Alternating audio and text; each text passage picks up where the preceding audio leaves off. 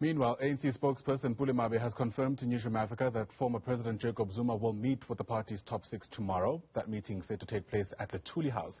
It comes after the former president snubbed the State Capital Commission of Inquiry despite being ordered to appear by the Constitutional Court. For perspective on the way forward, let's bring in Newzroom Afrika's politics editor Sbu Ngalwa, who joins us now via our video link.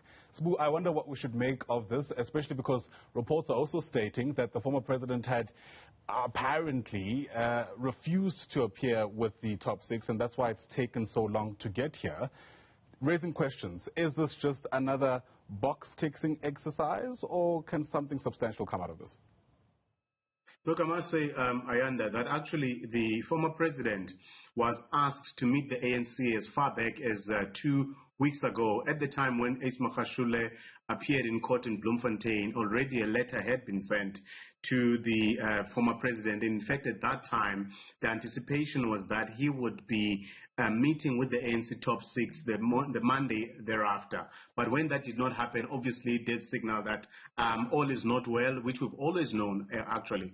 I wouldn't say, Ayanda, that it's a box-ticking exercise. I think for the ANC, it is important for them to be seen to have made an attempt to reach out to President Zuma, because remember, President Zuma has said that he will not appear before the Zondo Commission, and actually has dared the Constitutional Court to go after him. So that on its own, that action on its own is not a straightforward binary issue of Zuma having done wrong and then having to go to jail, having to be punished. There are different sorts of interpretations. There are those who feel that Jacob Zuma is justified. I mean, one of those is the senior leaders in the ANC, including Batabile Dlamini, whom I interviewed 2 weeks ago. So in a way, Ayanda, the ANC has to, at the very least, do something. You've seen the hordes of people, hangers-on, opportunists and such like, and all other sorts of people flocking to Nkandla to meet with the former president. The question you would ask is,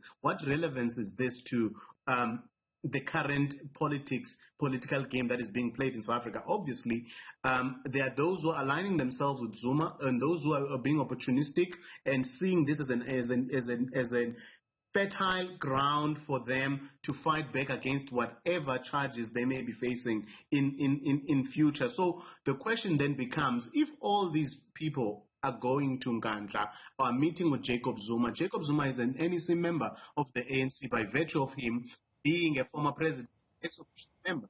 So it's important for them, at the very least, to engage with him so that whatever happens going forward, they can say that we tried, and not to be seen as actually. Yeah, before we lose our connection to you, I mean, it's interesting you mentioned that most of the other engagements took place at Nkandla, because we know this particular meeting, we're told, will take place at Tule House. Is that just mere trivia or a significant sign of who might be wielding influence for this discussion? Actually, Ayanda, it is not trivia. It is actually a significant, the optics of it actually are quite important. Think about it. President Zuma, by sitting in Nkandla, if the ANC leadership had gone to Nkandla, on its own, that means that the power lies in Nkandla. It would not be different or seen to be different from any other of those meetings where you've seen various parties going to Nkandla either to pledge support or to beg President Zuma to appear. The reality is that he is a former president and there is the leadership of the ANC. So the ANC leadership has a right, or is within its right, and actually it's quite correct, to call President Zuma to come to Tule House, rather, so that they can engage with him, because that is where the power lies. The power lies in Tule House. That is the optics. That is why this is important as a meeting. Had they gone to Nkandla, it would have been interpreted otherwise. Yeah. Speaking of optics, it almost feels like the horse has already bolted here, because the State Capital Commission of Inquiry has already asked that the former president be given that 2-year sentence for being in contempt of court. The question then becomes, what difference to that legal process can this meeting with the top six actually have or make? I think it's important there for two reasons, Ayanda. One, the ANC is not just a governing party in South Africa. This is a party that was central to the creation of the very constitution that we now enjoy. To have a former president defy that very constitution, that is no child's play. That is not something to be sneezed at, because the message that it sends is actually quite worrying because already you know that we are already a country of protest, a country of lawlessness, where every public protest is actually characterized by the vandalism of public institutions or public infrastructure. So the rule of law and respect for the rule of law is important, and more so where you have a former president who took out of office to say that he supports the constitution and that he actually swore under oath to protect the very constitution. So from the side of the ANC, it is actually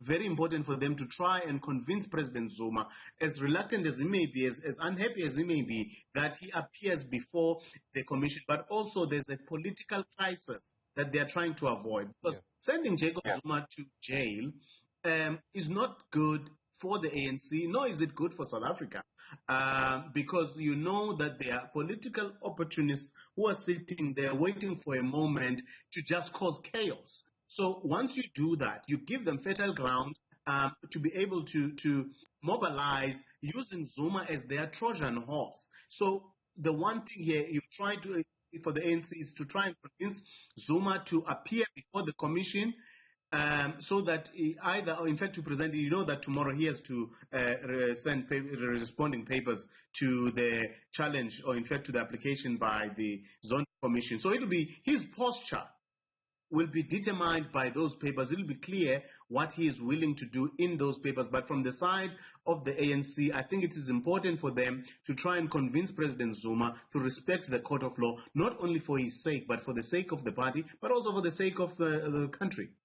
And speaking about optics and posture, hypothetically speaking, let's say the ANC top six tomorrow fails to convince the former president to appear before the Zondo Commission of Inquiry. What posture do they then take with the rest of the country? Do they distance themselves from the former president overtly, or just remain silent, hoping that this will somehow blow over?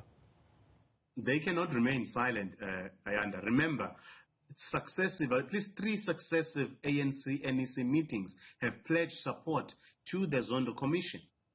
In fact, the last 2 of those meetings were attended by none other than President Zuma. He sat in those meetings where those decisions were taken, and decisions which ended up making it into the final statement sent by the ANC. So as a party, they cannot keep quiet.